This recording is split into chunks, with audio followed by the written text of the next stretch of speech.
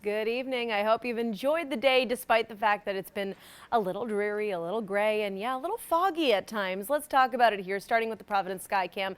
Look, it's not the prettiest day if you wanted sunshine, but this was no surprise, my friends. Unfortunately, looking at a soggy start to the week overall. Temperatures a little bit cool with the rain having come through. Providence got to the mid-60s earlier, now back down to 58 degrees. It's 59 in Smithfield, westerly there at 57 degrees. Newport at 58 and 60 in New Bedford right now.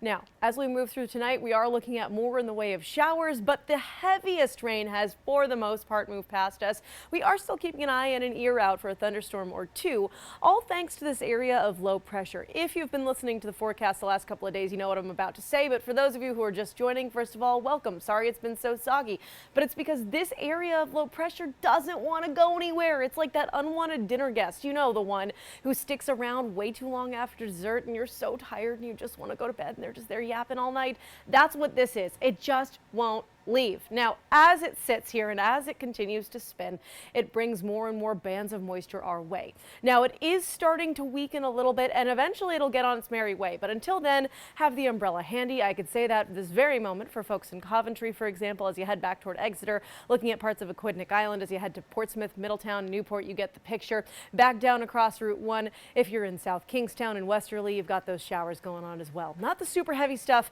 but still some shower activity. As we move through this evening, it starts to lighten up a little bit. We still keep a shower or two around, and again in the early evening, not long from now, I'm watching out for that potential for a thunderstorm, but I think most of that's gone by the wayside by now.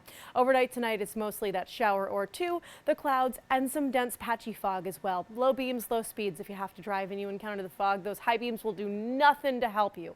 Temperatures in the mid-50s as we wake up tomorrow morning, and as you're getting the kids off to the bus stop, the umbrella early on, maybe a raincoat if you really hate the rain. I am expecting perhaps a shower, but for the most part, it's the fog and the clouds. And dare I say, as we get into tomorrow afternoon, we might actually see some peaks of sunshine here. Tomorrow, most certainly not a washout, not totally dry, but a lot different than today. Temperatures in the low and mid 60s tomorrow, 61 for Newport, 62 in Westerly, 58 in Providence, or excuse me, 68 in Providence. Oh, got the numbers a little too wrong there, and 66 as we head to New Bedford. Now, we are going to look at this area moving off to the east tomorrow, but it's not totally gone just yet. Again, that means most of our day will be dry, but I am looking at a couple of showers, especially as we move through the afternoon and evening. Late afternoon, early evening, 4, 5, 6, 7 o'clock. Wouldn't be shocked to see a couple of showers, especially in northern Providence and northern Bristol counties.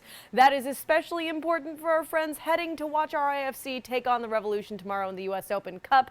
Game kicks off at 7:30 p.m. Not bad in terms of the forecast. Temperatures, I'd say, pretty favorable in the mid-60s to start, and then back down towards 60 in the second half of the game. Can't count out a shower or two, but the rain should be relatively light. As we get into Thursday, it is almost totally dry.